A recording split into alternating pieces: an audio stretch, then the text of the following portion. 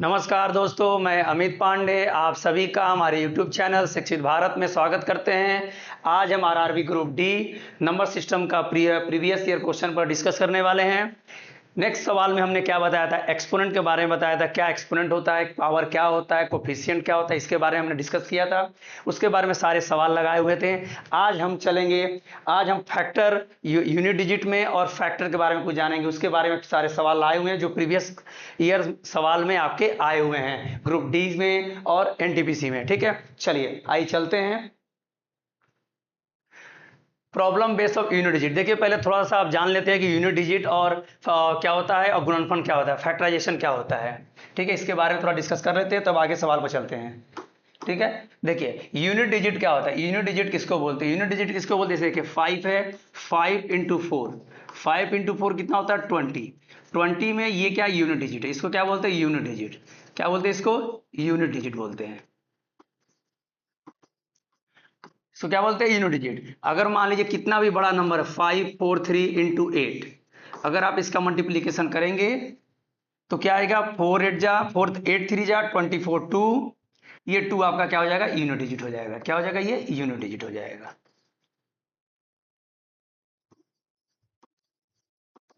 इसको मल्टीप्लाई कर लीजिएगा,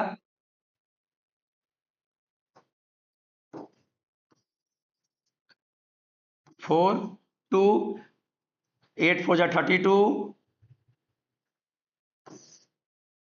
32 33 34 होता है, 4 3 43 हो जाएगा। तो इसको क्या हो जाएगा, ये यूनिट डिजिट हो जाएगा। क्या हो जाएगा, ये यूनिट डिजिट। तो यूनिट डिजिट निकालने का आसान तरीका, पेपर में आते हैं बहुत सारे यूनिट, जैसे 4 इंटू 56 इंटू 34 ये आते हैं। 4 6 जा 24, 4 लिखिएगा, 4 4 जा 16, तो इसका आंसर क्या हो जाएगा, 6 हो जाएगा। ये यूनिट डिजिट का है, ये सवाल क्या है, यूनिट डिजिट का है। ठीक है, चलिए फैक्टराइजेशन में आते हैं। देखिए फैक्टराइज, जैसे फैक्टर किसे कहते हैं, जैसे लिखिए ये 12, 12 का फैक्टर क्या होता है, 2 इंटू 2 इंटू 3। ठीक है, मान लीजिए 24 का फैक्टर क्या होता है, 2 इंटू 2 इंटू 2 इंटू 3। ये क्या होता है, फैक्टराइजेशन होता है, फैक्टर होता है। किसी चीज का अगर फैक्टर करना चाहेंगे तो आप ऐसे फैक्टर कर सकते हैं या तो गुणनफल कर सकते हैं, इसको क्या कहते हैं, गुणनफल कर सकते हैं। लेकिन इसमें सवाल कैसे आते हैं ये ध्यान दीजिएगा। इसमें पूछेगा आपका टोटल फैक्टर, ध्यान दीजिएगा, इसमें टोटल फैक्टर पूछेगा, मतलब कुल पूछेगा, कुल गुणनखंड, कुल गुणनखंड पूछेगा। इसमें पूछेगा इवेन, पूछेगा इवेन मतलब सम गुणनफल पूछेगा, और क्या पूछेगा, ऑड गुणनफल पूछेगा। क्या पूछेगा, ऑड मतलब विषम।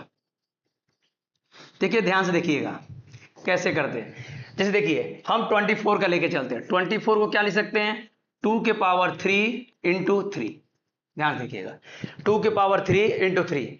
टोटल गुणनफल अगर निकालने का है, मतलब कुल गुणनफल निकालना है, तो इसका जो पावर है, पावर ध्यान दीजिए, पावर क्या है 3 है, इसके पावर क्या 1 है, तो 3 के पावर 1 बढ़ जाइएगा, क्या 3 प्लस 1, और ये बढ़ जाएगा 1 इंटू 1, 1 इंटू 2। ठीक है, 1 का मतलब 1 बढ़ जाएगा तो क्या होगा 2, यहां से मल्टीप्लाई कर लीजिएगा, तो आंसर क्या होगा 314 इंटू 2, क्या हो जाएगा 8 हो जाएगा।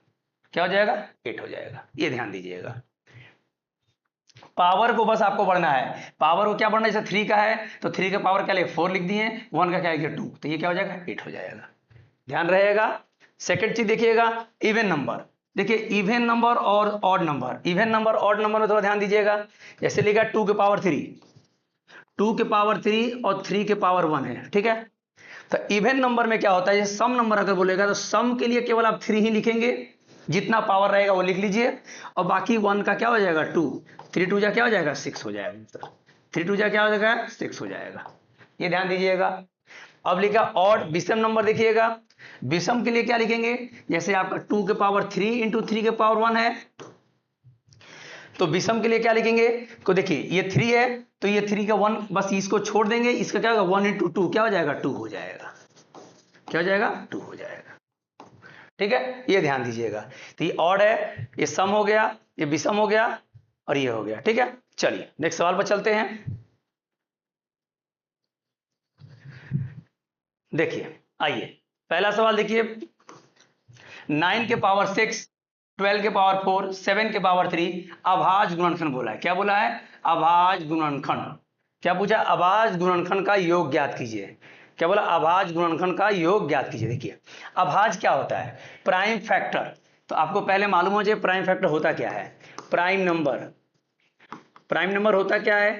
2, 3, 5, 7, 11, 13, ये आपका क्या होता है? प्राइम नंबर होता है। प्राइम नंबर अभाज्य संख्या, अभाज्य। ठीक है, ध्यान दीजिएगा ये। चलिए तो क्या पूछा है? 9 के पावर 6, ध्यान दीजिएगा, 9 के पावर 6 और 12 के पावर 4 इंटू 7 के पावर 7। तो अभाज्य गुणनखंड देखिए, यहां हमारा 9 है, तो 9 तो अभाज्य गुणनखंड होता नहीं है। यहाँ कितना है? 12 है, 12 तो अभाज्य गुणनखंड होता नहीं है। यहाँ क्या है? 7 है, तो ये भी 7 भी अभाज्य गुणनखंड नहीं होता है। तो इसको फैक्टर करते हैं। देखिए 3 के पावर 2 के पावर 6 हो जाएगा, इसको कर सकते हैं। इसको क्या कर सकते हैं? 4 3 जा 4 इंटू 3 के पावर 4 कर सकते हैं, इंटू क्या कर सकते हैं? 7 के पावर 7 कर सकते हैं। ठीक है, ध्यान से देखिएगा। अब हमारा देखिए 3 के पावर 12, 6 2 जा 12। अब यहां देखिए 4 के पावर 4 और यहां पर 3 के पावर 4 इंटू 7 के पावर 7। ठीक है, अब देखिए ये 4 अभाज्य नहीं है, तो अभाज्य इसको बनाएंगे। 3 के पावर 12, 2 के पावर 4 इंटू 3 के पावर 4 इंटू 7 के पावर 7। ठीक है, हाँ आंसर तो आपका आ गया, लेकिन यहां से देखिए 3 के पावर, देखिए 3 के पावर 12 और 4 16 इंटू 2 के पावर 4, 2 के पावर 4 4 है ना, 4 2 के पावर, देखिए 2 के पावर ये 2 8 हो जाएगा। यहाँ पर क्या हो जाएगा? ये 2 के पावर क्या हो जाएगा? 8 हो जाएगा। ध्यान से देखिएगा, 2 के पावर क्या हो जाएगा? 8 हो जाएगा। 2 के पावर 8 हो जाएगा, क्योंकि 2 के पावर 2 और 2 के पावर 2 हो जाए 4 2 जा 8, तो 2 के पावर क्या होगा? 8 हो जाएगा। 2 के पावर क्या हो जाएगा? 8 हो जाएगा, और 7 के पावर 7। हाँ तो आइए, इसमें क्या पूछा? योग पूछा, अभाज्य गुणनखंड का योग पूछा है। क्या पूछा? अभाज्य गुणनखंड का योग। तो देखिए आपके पास अभाज्य गुणनखंड आ गया, तो 3 + 2 + 7 यही आया। तो कितना हुआ? 3 2 5 और 7 12। आंसर क्या आ गया? 12 आ गया। तो ये ध्यान रहेगा आप लोगों को, अगर कभी भी ऐसा पूछेगा अभाज्य गुणनखंड, तब अभाज्य गुणनखंड लगा सकते हैं। अगर इवन पूछेगा तो इवन लगा सकते हैं, सम पूछेगा सम, कुल पूछेगा टोटल, टोटल भी आप लगा सकते हैं। सब ऐसे आप इसको ऐसे आप क्या कर सकते हैं? कर सकते हैं। ठीक है, इस बार नोट डाउन कर लीजिए जो करना है। ठीक है, चलिए आइए नेक्स्ट चलते हैं। देखिए किसी भी प्राकृतिक संख्या के n के लिए 6 के पावर 5 माइनस 5 के पावर n हमेशा हमेशा पर समाप्त होता है। किस नंबर पर n समाप्त होता है? किस नंबर पर क्या होता है? n समाप्त होता है। For any natural number n 6 के पावर n माइनस 5 के power n always and with, always and with. ठीक है, तो ध्यान दीजिएगा, अगर हम n के इक्वल टू अगर मैं 1 रखूं, तो 1 देखिए 6 के पावर 1 5 के पावर 1, 6 माइनस 5 इक्वल टू क्या होता है? 1 होता है। ठीक है, अगर n इक्वल टू 2 रख के देखें, 6 के पावर 2 5 के पावर 2 36 माइनस 25, तो देखिए जब ये आप करेंगे तो क्या आएगा? 6 में से 5 गया 1, तो ये क्या आया? 1 आया, 1 पर समाप्त होगा।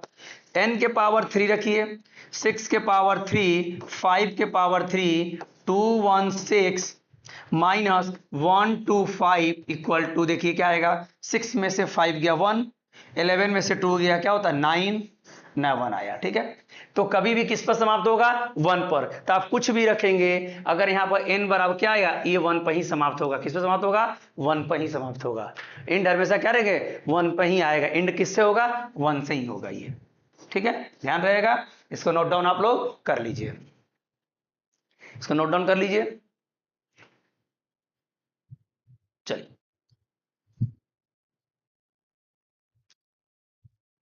देखिए, what is the total number of odd and even divisor of 120? क्या लिखा है? ऑड एंड इवन, 120 के विषम और सम भाजकों की कुल संख्या क्रमशः क्या है। देखिए ये सवाल आसान भी है, देखिए आसान से आपका आसान बना सकते हैं। जैसे कैसे आसान बना सकते हैं, देखिए 120 है, आसान बनाने का तरीका क्या, 120 किसके किसके टेबल में आता है, 120 किससे किससे डिविजिबल है, ये पहले ध्यान दीजिए। पहली बात 1 में है, ठीक है, फिर किस में है, 2 में है, फिर किस में है, 3 में है, फिर किस में है, 4 में है, फिर 5 में है, 6 में है, 8 में है, फिर किस में 9 में है, 9 नहीं, 10 में है, फिर 11 12 में है, 13 14 15 में है, फिर 16 17 18 19 20 में है। देखिए फिर किस में है, 24 5 या 24 में है, 25 में है, 25 में होगा, 25 4 जा नहीं, 25 4 जा 25 में नहीं है, 26 में है, 27 30 में है, और किसी में 32, और किसी में है 32 से, 35 से है, 35 से देखिए नहीं है, 35 से भी नहीं है, 35 से नहीं है, 36 के देखिए 36 से भी नहीं है। अब किससे है, 40 से है, 40 से है, फिर किससे है, 60 से है, फिर किससे है, 120 से है। ठीक है, ये किससे है, हाँ देखिए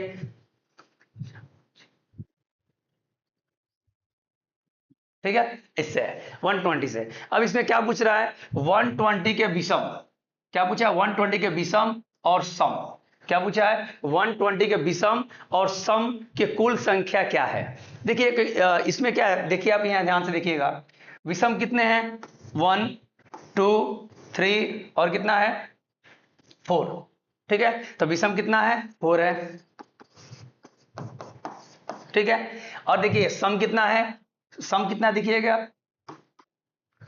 1 2 3 4 5 6 7 8 9 10 11 12, सम कितना है, 12, ठीक है, तो कुल सम का कितना हो जाएगा, देखिए कुल संख्या क्रमशः क्या है, ये है आपका 4 और 12, विषम संख्या और है, और सम भाजकों का कुल संख्या क्रमशः कितना है, 12 है, ठीक है, ये आंसर हो जाएगा, ठीक है, ये आंसर हो जाएगा, ठीक है, नोट डाउन कर लीजिए आप लोग।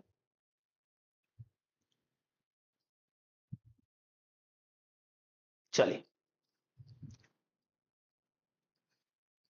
देखिए क्या लिखा है, if the sum of 5 constitutive number multiple of 2 is 660, ध्यान देखिएगा,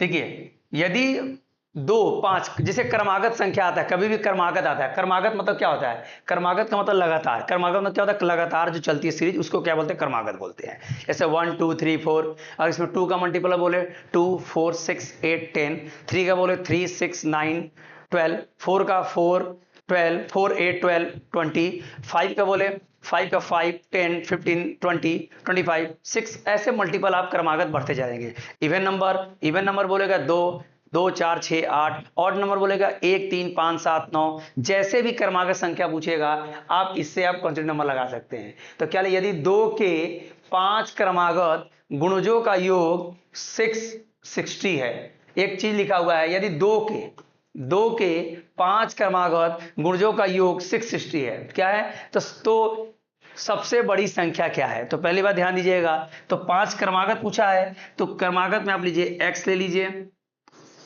x प्लस 2 ले लीजिए, x प्लस 4 ले लीजिए, x प्लस 6 ले लीजिए, और x प्लस 8 ले लीजिए।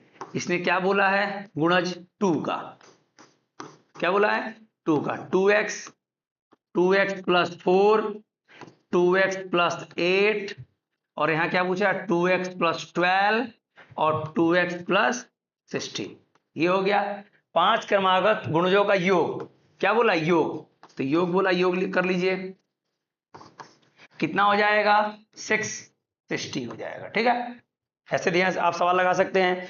देखिए 2 4 6 8 10, 10x आपका यहां हो गया। अब आपका रुक जा, अब ध्यान दीजिएगा, 4 8 4 12 12 12 24 24 12 12 24 12 3 36, और 36 और 4 कितना होता है, 40, 40 इक्वल टू 6 60। देख लीजिएगा, 6 2 8 और 6 2 8 8 8 और 8 8 16 4 20 0 2 और 2 3 4, ठीक है, 2 2 4, ठीक है। 10x इक्वल टू 660 माइनस 40 कितना हो जाएगा 0 620, ठीक है। 10x x वैल्यू क्या हो जाएगा 62, क्या हो जाएगा 62। तो आंसर क्या होगा, देखिए 2x पूछा है तो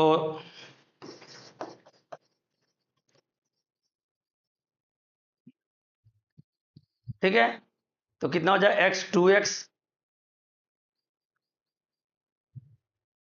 124 है,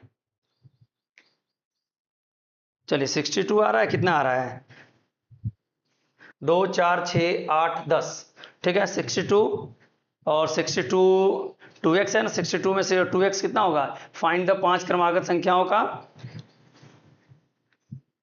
124।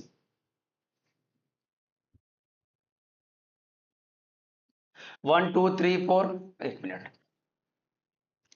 1 2 3 4 5, 1 2 3 4 5, 5x यहाँ पर हो जाएगा प्लस कितना हो जाएगा 4 2 6 6 12 8 20 equal to 660, 5x equal to 660 minus 20 तो 640, यहाँ पर कितना है 20, ठीक है।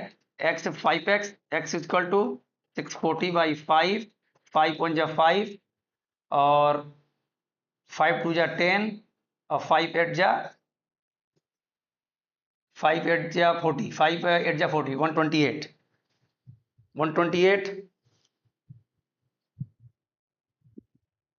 चलिए इसको 124 हो जाएगा, ठीक है। ये आंसर क्या है 124 हो जाएगा। 2 के 5 क्रमागत गुणजों का योग 760 है, तो बड़ी संख्या क्या होगी, अच्छा बड़ी संख्या पूछा है ना, बड़ी संख्या पूछा है, एक मिनट, बड़ी संख्या पूछा है,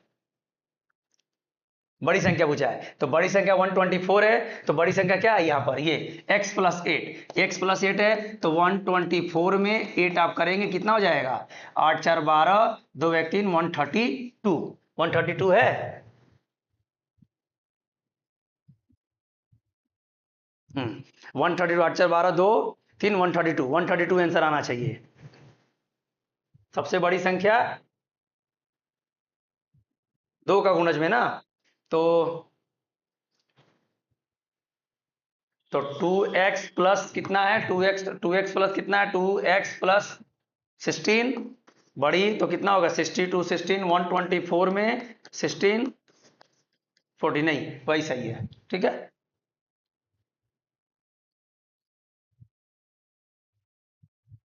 चलिए ये 132 सही है, ये इसको 132 बना लीजिएगा आप लोग, ये क्या है 132। चलिए नेक्स्ट चलते हैं।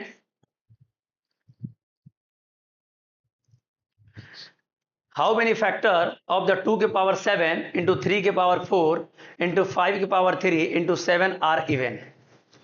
2 के पावर 7, 3 के पावर 4, 5 के पावर 3 इंटू 7 आर कि कितने गुणनखंड सम है, कितने गुणनखंड सम है। देखिए मैंने स्टार्टिंग में मैंने आपको बताया था odd number, even number, odd number और टोटल नंबर मैंने बताया था। अभी यहां पर देखिए वो सवाल आ गया सम, क्या पूछा कितने गुणनखंड सम है, सम पूछा है। तो ध्यान दीजिए मैंने पहले ही बताया था अगर किसी के पावर मान लीजिए 2 के पावर 7 है इंटू 3 के पावर 4 है, 5 के पावर 3 है इंटू 7 के पावर 1, ठीक है।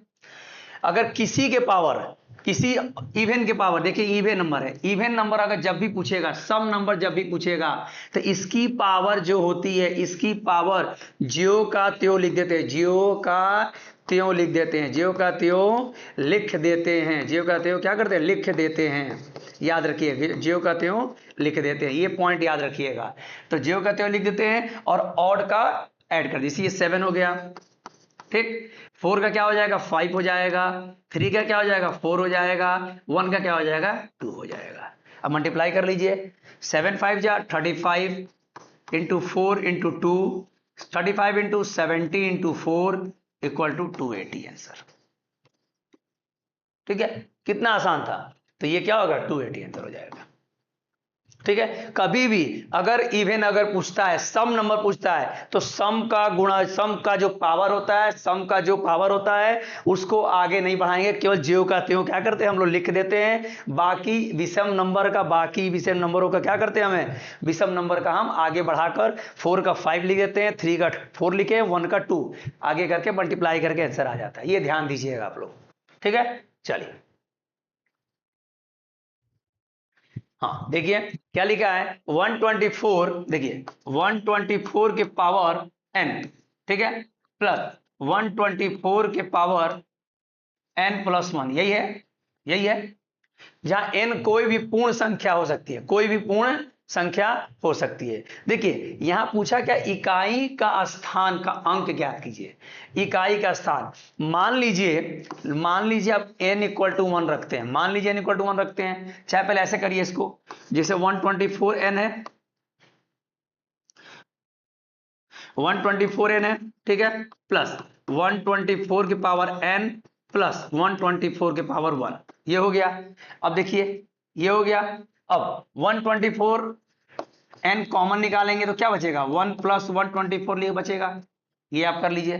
तो 124n हो गया, और यहां क्या बचा, 125 हो गया, ठीक है।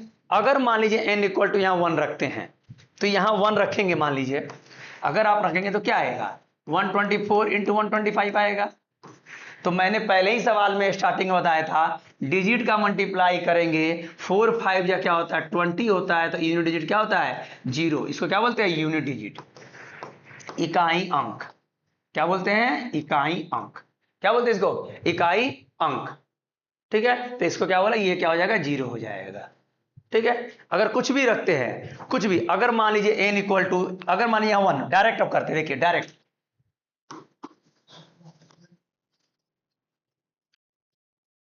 अगर डायरेक्ट करते हैं तो 124 के पावर n प्लस 124 के पावर n प्लस 1, अगर n इक्वल टू 1 रखते हैं, n इक्वल टू 1, तो क्या होगा, 124 के पावर 1 प्लस 124, 1 प्लस 1 क्या होता है, 2 होता है। क्या होता है, 2 होता है, ठीक है। अब ध्यान से देखिएगा, अब ध्यान से देखिएगा, ठीक है। अब यहां देखिए 4 1 जा क्या होता है, 4, 4 के पावर 1 प्लस 4 के पावर 2, तो 4 के पावर 4 हो गया। अब 4 के पावर 2 16, 16 4 20, यूनिट डिजिट क्या आ गया, 0। तो ये क्या हो जाएगा, आंसर 0 हो जाएगा। तो दोनों तरीके से आप देख सकते हैं, यहां भी बता दिया मैंने, वो भी अलग से बता दिया, ठीक है। चलिए नेक्स्ट सवाल चलते हैं, इसको नोट डाउन कर लीजिए आप लोग।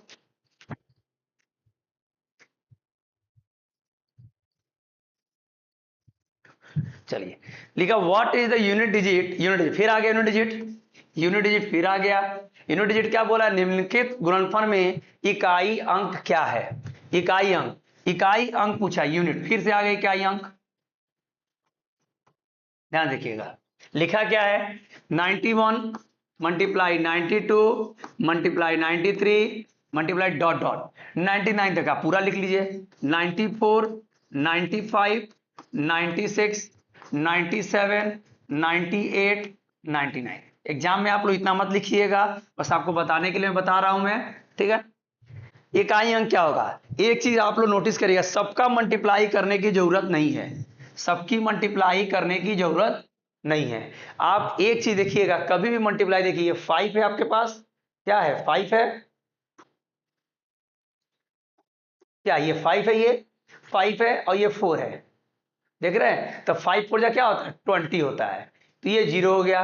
तो किसी भी अंक से मल्टीप्लाई अगर आप करेंगे तो ये 0 ही आएगा, तो ये आंसर क्या हो जाएगा, 0 हो जाएगा, ठीक है। तो बस सब में यूनिट डिजिट क्या होता है, 0 ही आएगा, इसी में 0 ही आएगा, आगे 0 ही लगेगा, सब में आगे क्या आएगा, 0 ही आएगा। तो ये चीज ध्यान दीजिएगा, यूनिट डिजिट क्या होता है, 0 ही आएगा किसी भी अंक से। अगर आपका 5 4 है, मान लीजिए 4 नहीं है, 2 है, 5 2 जा 10, 5 2 जा 10, आप ऐसे लिख सकते हैं, 5 4 जा 20 हो गया, 5 4 जा 20, यहां पर लिख सकते हैं 5 2 जा 10, ठीक है, 5 2 जा 10, तभी आ गया, ठीक है। चल नेक्स्ट चलते हैं सवाल,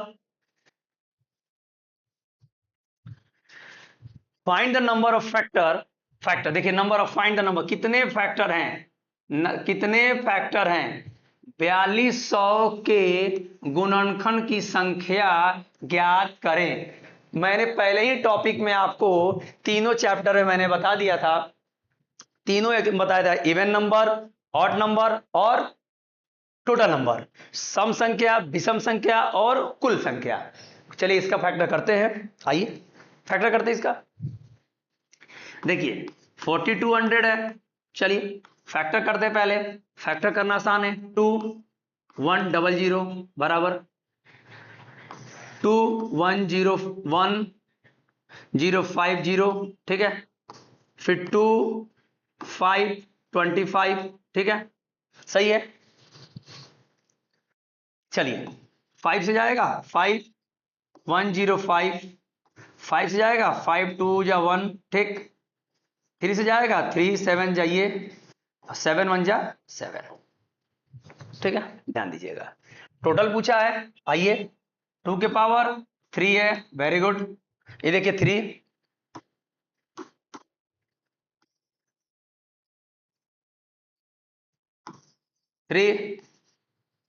ठीक है, ये अलग है, ये अलग है, ठीक है। तो ये क्या हो गया, 5 के पावर 5, 5 के पावर 2 इंटू 3 के पावर 1 इंटू 7 के पावर 1। चलिए करिए, इसका कैसे करेंगे आप गुणनफल। देखिए देखिए 3 है, मैंने बताया था टोटल। 3 का क्या करेंगे 4 लिख लेंगे, 2 का क्या करेंगे 3 लिख लेंगे, 1 का क्या करेंगे 2 लिख लेंगे, 1 का क्या करेंगे 2 लिखेंगे। लेकिन सम गुणनफल में नहीं लिखेंगे, सम गुणनफल में नहीं लिखेंगे, सम गुणनफल में ज्यों का त्यों लिखेंगे, सम गुणनफल में ज्यों का त्यों लिखेंगे। हम तीनों इसी में सवाल बता दे रहे हैं। तो ये क्या होगा 4 3 जा 12, 12 2 जा 24, 24 2 जा 48, ये आपका आंसर आ गया, ठीक है, ठीक है। अगर यहां पर इफ इवन पूछता, सम पूछता, तो सम अगर पूछेगा तो मैंने क्या बोला, सम का ज्यों का त्यों लिखेंगे 3, और बाकी का 2 का 3, 1 का 2, 1 का 2, कितना हो जाएगा 3 3 जा 9, 9 4 जा 36, ठीक है। अगर विषम का पूछ बोलेगा,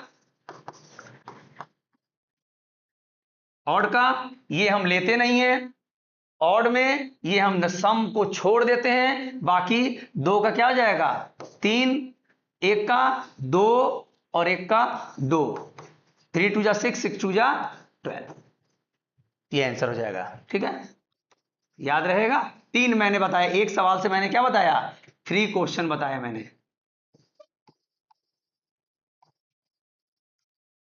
ठीक है। चलिए नेक्स्ट चले।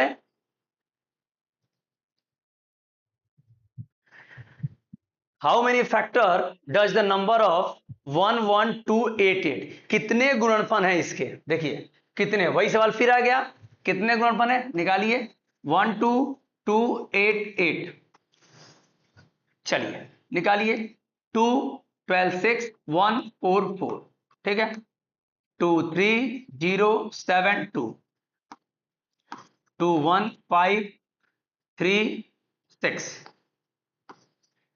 4 7 6 8, ठीक, 3 8 4, ठीक, 1 9 2, ठीक, 9 96, 4 48, 24 12 6 3 1। चलिए देखिए, तो ये कितना बार हुआ देखिए ध्यान से, ये हो गया, ठीक है, ये अलग हो गया, ठीक है। चलिए तो 1 2 3 4 5 6 7 8 9 10 11 12, तो कितना हो गया 2 के पावर 12 इंटू 3 है 3 के पावर 1। अब इसको कैसे करेंगे, फाइंड सम ऑफ कितने गुणनखंड। देखिए मैंने बताया था कुल पूछा है, यहाँ क्या पूछा है कुल, क्या पूछा है कुल पूछा है, तो ये क्या हो जाएगा 2 के पावर 12 है, तो 12 का क्या हो जाएगा 13 इंटू 1 का क्या हो जाएगा 2, 26 हो जाएगा, ये आंसर हो जाएगा, ठीक है। यहीं पर अगर सम पूछे तो, सम पूछेगा तो बस 12 ले लीजिएगा, यहां पे 12 ले लीजिएगा, इंटू 2 क्या हो जाएगा आंसर 24 हो जाएगा, ये आंसर हो जाएगा। अगर यहां विषम पूछेगा तो, विषम पूछेगा तो लेना ही नहीं है सम को, बस क्या हो जाएगा 1 2 हो जाएगा आंसर। ठीक है, चलिए नेक्स्ट सवाल चलते हैं। यदि एक धनात्मक संख्या n को 5 से भाग देने पर शेष 3 बचता है, तो n का इकाई अंक क्या होगा। देखिए अगर आप किसी को भाग देंगे तो क्या बचना चाहिए, शेष, ये आपका है, तो n का इकाई अंक क्या होगा, n का इकाई अंक क्या होगा। इसी सवाल में देखिए अगर मान लीजिए आपका, देखिए कोई भी हमें ऐसा इकाई लिखना है कि शेष 3 भी बचे, इकाई अंक आ जाए, तो ऐसे कंडीशन में k इक्वल टू अगर 0 रखें, 1 रखें, 2 रखें, 3 रखें, 4 रखें, तो क्या आपका निकल सकता है। देखिए अगर मान लीजिए 5 इंटू 0 रखते हैं तो देखिए 3 शेष बच रहा है, रिमाइंडर, यस, ठीक है, ये बच रहा है, कैसे बच रहा है 0 + 3, ठीक है, तो ये रिमाइंडर आपका बच रहा है। अगर k equal to 0, k equal to 0 रखे हैं तो, अगर मान लीजिए k इक्वल टू 1 रखे हैं तो देखिए n इक्वल टू 5 इंटू 1 + 3 हो गया, 5 3 कितना होता है 8 होता है, 5 + 3 8 हो गया, 8 हो गया। 5 से अगर डिवाइड करेंगे 8 का अगर 5 से अगर आप डिवाइड करेंगे रिमाइंडर क्या बचेगा 3 बचेगा। तो हर हाल में क्या आएगा 3 और 8, 3 और 8 क्या होगा 3 और 8 होगा। चलिए नेक्स्ट सवाल चलते हैं। हाँ, इकाई अंक पूछा है, क्या पूछा है इकाई अंक, तो आसान से कर सकते हैं, 4 8 जा 32 2, ठीक है, 4 6 जा 24 4 और 2 4 जा 8, आंसर क्या आएगा 8 आएगा। आंसर क्या आएगा 8 आएगा। कितना भी बड़ा नंबर क्यों ना रहे, कितना भी बड़ा नंबर यूनिट डिजिट का रहे, आप ऐसे आप लगा सकते हैं, आराम से लगा सकते हैं, ठीक है। चलिए नेक्स्ट सवाल। हाँ देखिए पावर में भी आ जाता है यूनिट डिजिट, देखिए पावर क्या लेगा है 1373 के पावर 36 से मान लीजिए, माइनस 1442 के पावर क्या है 20 है, ठीक है, का इकाई अंक पूछा है। तो एक बात ध्यान दीजिएगा, 3 के पावर 36 आप देखिए इसका इकाई अंक पूछा, ये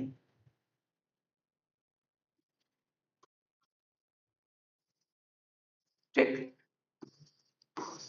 36 ले लीजिए और 2 के पावर 20 ले लीजिए, ठीक है।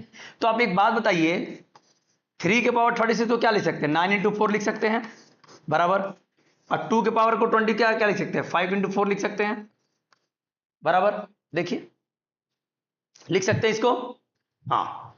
अब देखिए 3 के पावर 4, 3 के पावर 9 है, 3 के पावर 4 है, 2 के पावर 4 है, 3 के पावर 4 माइनस 2 के पावर 4, 3 के पावर 4 क्या लिख सकते हैं, 3 के पावर 4 को क्या लिख सकते हैं 81, और 2 के पावर 4 को क्या लिख सकते हैं 8 लिख सकते हैं, ये हो जाएगा। 11 में से 8 गया कितना होता है 3 होता है, और क्या होता है 73 होता है कि नहीं होता है 73 होता है, 3 आंसर आ गया आपका, देखिए 3 यूनिट डिजिट आ गया,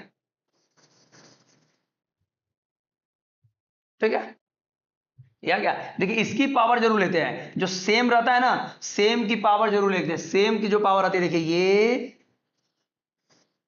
और ये, ठीक है, ये ठीक है, ये ध्यान दीजिएगा।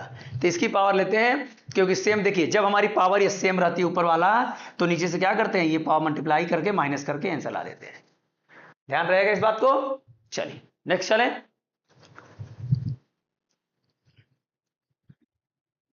देखिए लिखे क्या लिखा, how many factor 256 perfect square 256 के कितने गुणनफल पूर्ण वर्ग हैं, क्या है कितने गुणनफल पूर्ण वर्ग हैं।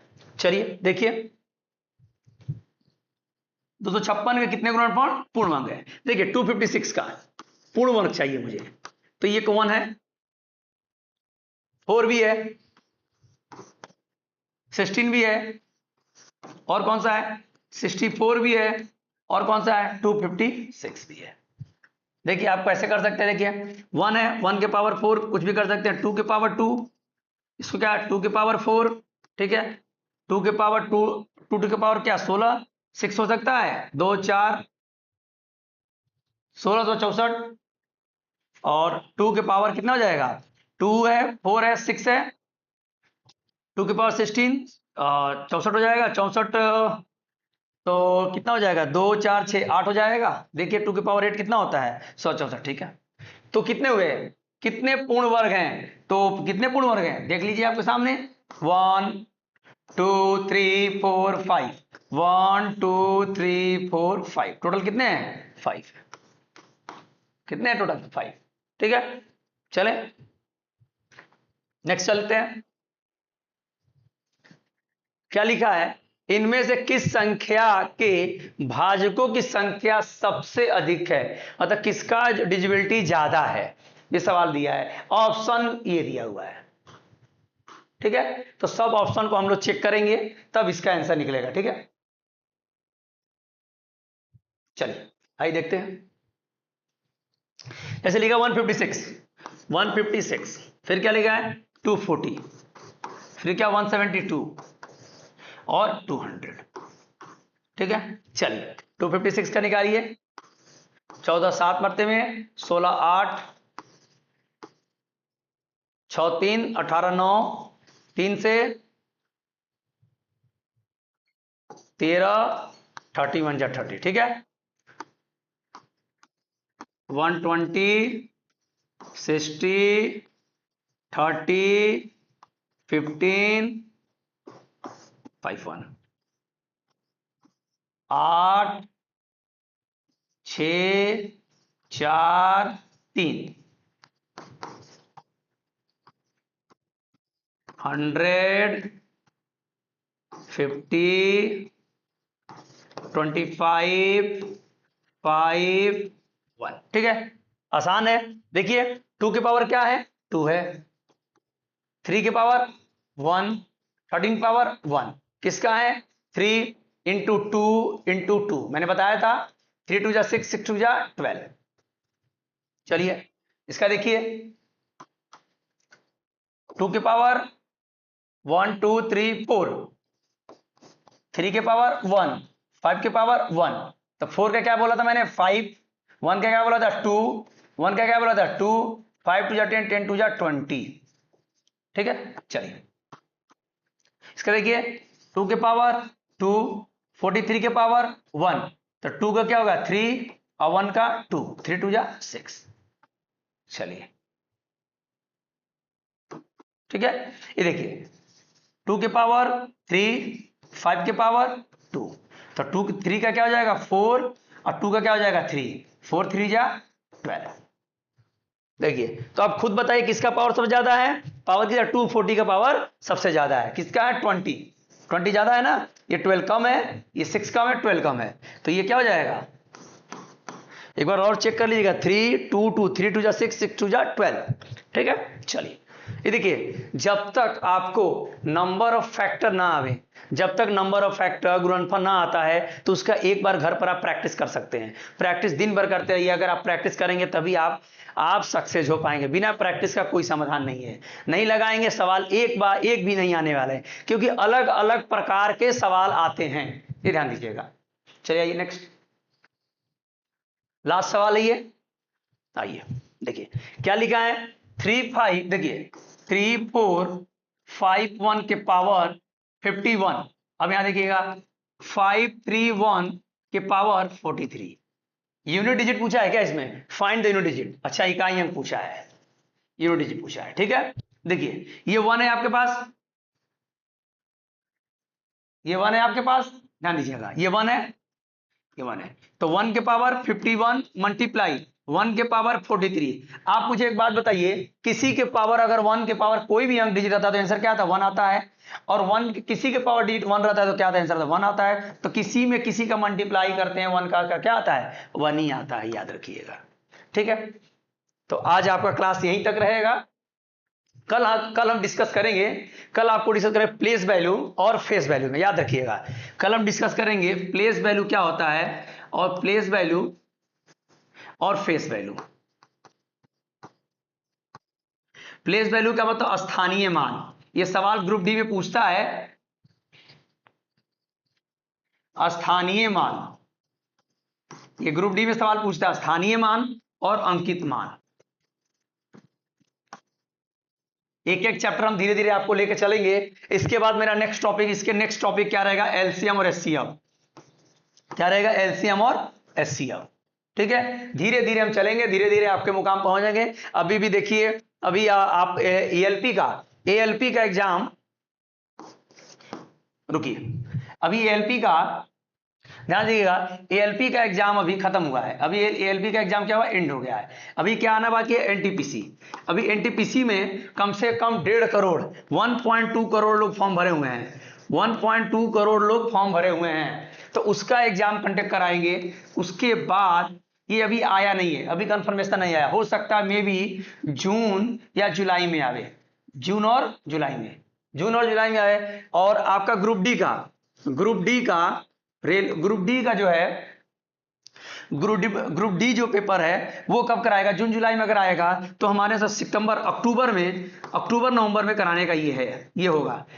अप्रॉक्स नहीं बोल सकते, लेकिन ये अंदाजा है कि जब जून जुलाई में अगर होगा ये पेपर एनटीपीसी का, क्योंकि 1.5 करोड़ बच्चे हैं। 1 करोड़ में से 80 लाख 70 लाख तो पेपर देना ही देना है, तो 17 लाख पेपर देना है, तो उनके लिए व्यवस्थाएं सब करानी पड़ेगी।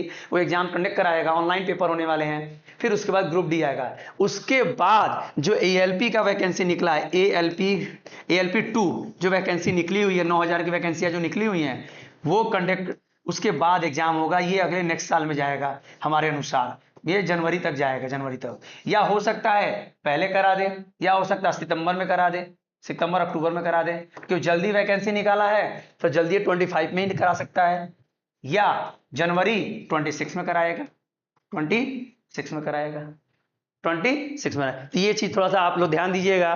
एनटीपीसी और ग्रुप डी आप दोनों लेके चलिए, क्योंकि दोनों के सवाल पैटर्न सेम है, बस थोड़ा सा चैप्टर वाइज थोड़ा सा डिफरेंट। बाकी आप तैयार करिए। रीजनिंग आपको सर पढ़ा ही रहे हैं, मैथ आपका क्लास रेगुलर में चला ही रहा हूँ, और जीके जीएस भी प्रशांत सर चला रहे हैं। अब अगले चैप्टर में हम प्लेस वैल्यू फेस वैल्यू मैंने बता ही चुका है, पढ़ाऊंगा मैं। फिर उसके बाद आपका एलसीएम आएगा, फिर टिग्नोमेट्री आएगा, फिर उसके बाद टिग्नोमेट्री है, क्वाड इक्वेशन है, क्या क्या आप सवाल पूछता रहता है। फिर उसके बाद आपका फिर उसके बाद आपका परसेंटेज पढ़ाऊंगा मैं, अर्थमेटिक में परसेंटेज आ जाएगा। परसेंटेज के बाद आपका ये क्या होता है, प्रॉफिट लॉस आ जाएगा, सीआई आ जाएगा, कंपाउंड इंटरेस्ट, चक्रवृद्धि ब्याज, इस सब पे सवाल आते रहते हैं। फिर एक क्लास में आपका लूँगा अलजेब्रा का लूँगा, अलजेब्रा पर सवाल बहुत सारे आते रहते हैं। ठीक है, फिर धीरे धीरे मैं आपके क्लास पढ़ाता रहूँगा। ठीक है, इतना यहीं पर मैं अब क्लास को समाप्त करता हूँ। धन्यवाद। जय हिंद, जय भारत।